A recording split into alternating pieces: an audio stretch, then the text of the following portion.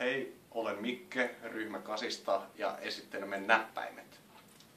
Lisää näppäimistöjä.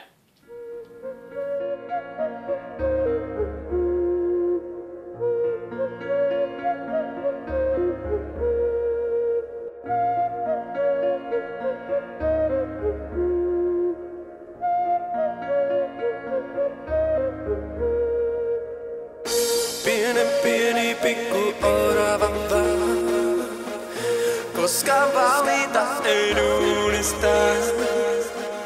Kerää käpyjä se pitkin päivää, iltaan asti vailla huolen häivää.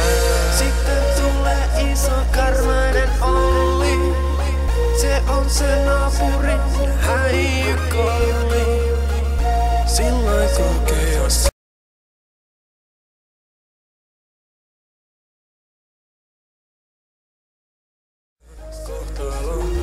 elämän oravan nyt ohi on.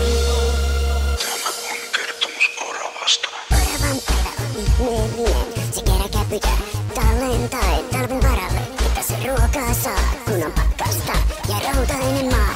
Oravat käpynsä halutaan maa. Hei Audrey, tiedätkö sä mikä on näppäimistö? On tämmönen, niin sua kiinnosti kyllä vitusti.